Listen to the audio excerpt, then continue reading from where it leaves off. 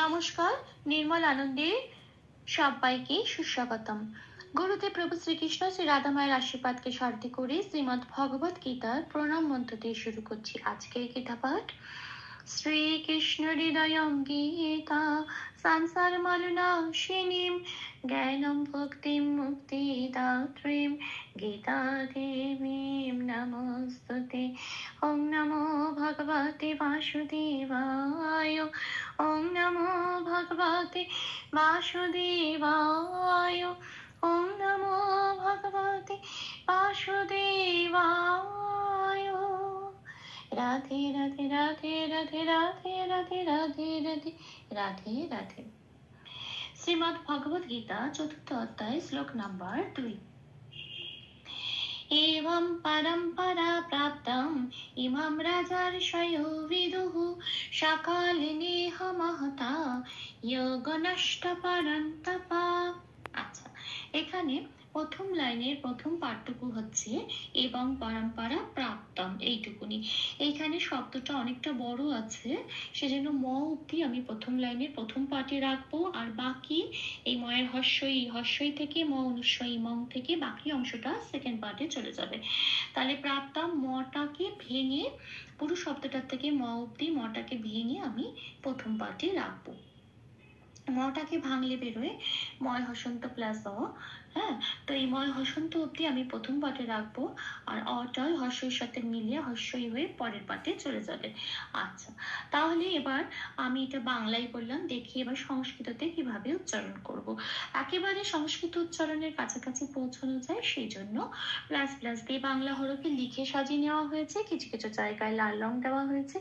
যে যে জায়গাগুলো অক্ষরগুলো লাল দিয়ে লেখা হয়েছে, সেই অক্ষরগুলো চান্টিকে চলনের সময় উচ্চারিত না হয়ে তার উপরের ব্র্যাকেটে যে অক্ষরগুলো দেওয়া আছে সেগুলোই উচ্চারিত হবে।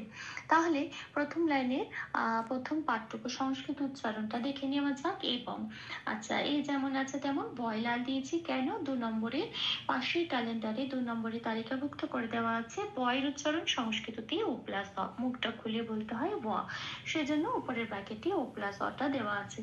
এইবারে তার পরের অক্ষর শব্দের শেষে আছে অনুস্বার। শব্দের শেষে অনুস্বার থাকলে সংস্কৃততে 4 নম্বরে তালিকাভুক্ত করে দেওয়া আছে ময় হসন্ত দিয়ে প্রতিস্থাপিত হয়ে যায়। এইবারে পুরো শব্দটার সংস্কৃত উচ্চারণ তাহলে কি পেলাম, এ ওয়াম, এটা।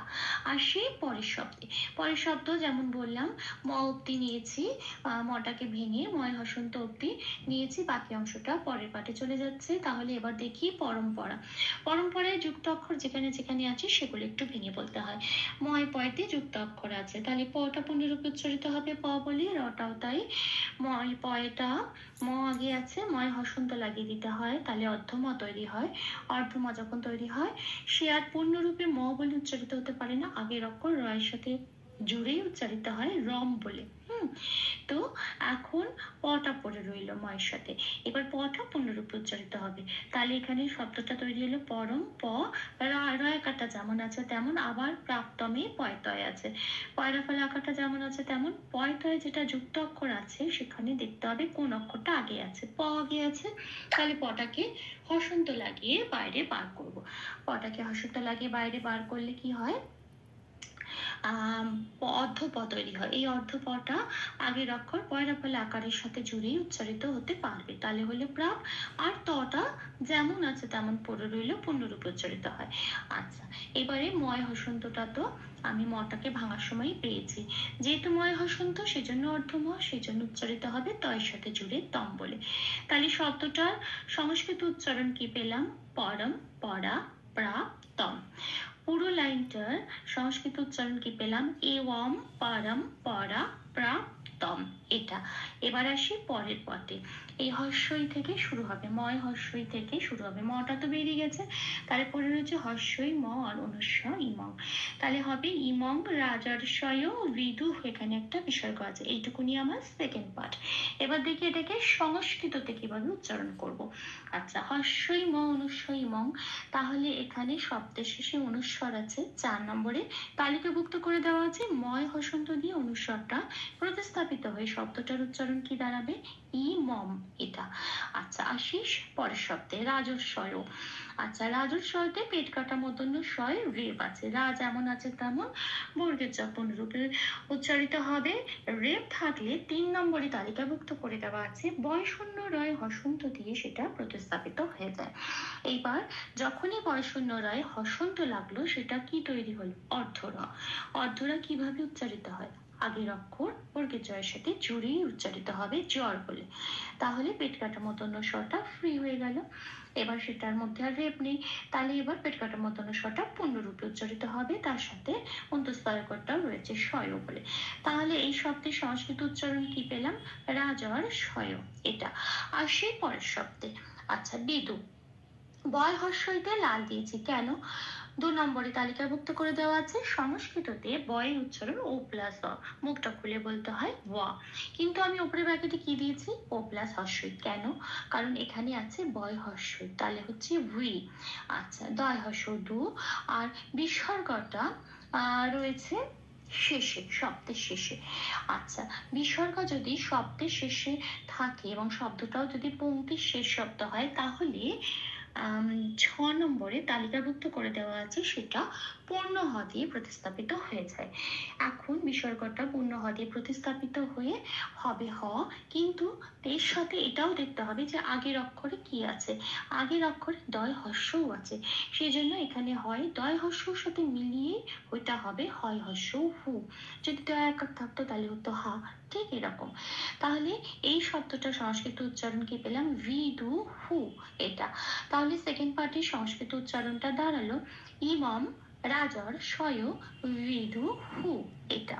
আসি পরের লাইনে, সকালে না হ মহতা। এইটুকুনি হচ্ছে আমার প্রথম পাঠ। এটাকে একটু প্লাস প্লাস দিয়ে সাজিয়ে নিয়েছি চ্যান্টিং এর চলনের সুবিধার জন্য। আচ্ছা, এখানে যন্ত্রের শটা আছে, এটা একলা আছে, পূর্ণরূপে উচ্চারিত হবে। শুধু খেয়াল রাখতে হবে, সারেগামা পায়ের আমরা যেটা বলি সা, সংস্কৃততে যন্ত্রের স্বয়ের উচ্চারণ কিন্তু সেটাই সা। এটা সা। এবার বলবো কালে না হ। এটা কা, লে যেমন আছে তেমন, নে হ পূর্ণরূপ উচ্চারিত হচ্ছে, কোনো হসন্ত নেই, সেই জন্য কালে নে হ। এটা। আসি পরের শব্দে মহতা। এটাও তাই, ম আর হ পূর্ণরূপ উচ্চারিত হচ্ছে, ম কে ম বলে, হ কে হ বলে বলতে হবে, মহতা। তাহলে এইটুকুনি পাঠে সেকেন্ড লাইনের প্রথম পাঠটা সংস্কৃত উচ্চারণটা কি পেলাম? সা কালে নে হ মহতা। আসি পরের পাঠে। এই শেষ পাঠে আছে যোগ নষ্ট, এখানে একটা বিসর্গ আছে পারান্তাপা। এটা। এটা আমি বাংলায় বললাম, এবার থেকে এটাকে কিভাবে সংস্কৃততে উচ্চারণ করব। আচ্ছা, যোগ হয়ে অন্তস্থ জয় করে লাল দিয়েছি কেন? কারণ অন্তস্থ জয়ের উচ্চারণ 1 নম্বরে তালিকাভুক্ত করে দেওয়া আছে হর্ষই প্লাস অন্তস্থ। ওপরে ব্র্যাকেটে আমি কি দিয়েছি? হর্ষই প্লাস অন্তস্থ ওকার। কেন? কারণ এখানে অন্তস্থ জয় ওকার আছে। তাহলে উচ্চারণটা কি হবে? ইও। এটা। গোটা যেমন আছে তেমন, শব্দটার উচ্চারণ কি পেলাম? ইও গো। এটা। আচ্ছা, এবার আসি পরের শব্দে নষ্ট। নষ্টয়ে প্রথমেই আছে পেট কাটা মূর্ধন্য স্বয়টয় যুক্ত অক্ষর। পেট কাটা মূর্ধন্য স্বটা আগে আছে, হসন্ত লাগিয়ে বাইরে বের করার নিয়ম, যখনই বাইরে বের করবো ওটা হসন্ত লেগে যায়। হসন্ত লাগিয়ে পেট কাটা মূর্ধন্য স্বকে অর্ধ স্ব তৈরি করে বাইরে বেরোবে, এবং সে আগের অক্ষর এই নয়ের সাথে জুড়েই উচ্চারিত হতে পারবে, নস। টটা পড়ে রইল। এইবারে টয়ের পরে আছে বিসর্গটা। বিসর্গটা শব্দের শেষে আছে, প্রথমে দেখব, তারপরে দেখব শব্দটা কোথায় আছে। শব্দটা দুটো শব্দের মাঝখানে আছে। মোট কথা শব্দটা কিন্তু আমার শেষ শব্দ নয়, হ্যাঁ, লাইনের বা পংক্তির শেষ শব্দ নয়। তাহলে কি হবে? যখন এরকম মাঝখানে বিসর্গ থাকে, তখন 5 নম্বরে তালিকাভুক্ত করে দেওয়া আছে, সেটা অর্ধ হ দিয়ে প্রতিস্থাপিত হয়ে যায়।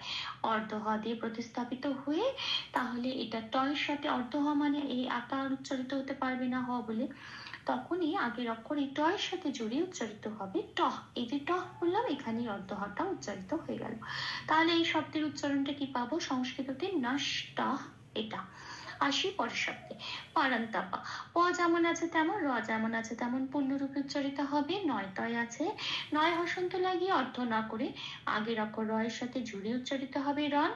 তটা পূর্ণরূপে উচ্চারিত হবে তপ বলে। তাহলে কি হলো? পারান্তাপ। এইবারে পুরো লাইনটা সংস্কৃত উচ্চারণ কি পেলাম? ইয়োগ নষ্ট পারান্তাপ। হুম, আচ্ছা, ভুল ত্রুটি ক্ষমা করে দেবেন। হুম, অনুশীলনের সুবিধার জন্য 3 বার করে চান্ট করে দেওয়ার চেষ্টা করলাম। एवं परम्परा प्राप्तम् इमं राजर्षयो विदुः सकाले नेह महता योगनष्टः परन्तप। एवं परम्परा प्राप्तम् इमं राजर्षयो विदुः सकाले नेह महता योगनष्टः परन्तप। एवं परम्परा प्राप्तम् इमं राजर्षयो विदुः सकाले नेह महता योगनष्टः परन्तप। राधे राधे राधे राधे राधे राधे राधे राधे राधे राधे। तप्त काञ्चन गौराङ्गीं राधे वृन्दावनेश्वरी विश्वभानुसुते देवी तां প্রণমামি হরিপ্রিয়ে। প্রভু ও শ্রী রাধা মায়ের কৃপা দৃষ্টি আমাদের সবার উপর বর্ষিত হোক। ধন্যবাদ। আপনাদের উৎসাহই আমার অনুপ্রেরণা। আমার সকল ভুল ত্রুটির ক্ষমা প্রার্থনা প্রভুর চরণে অর্পণ করলাম।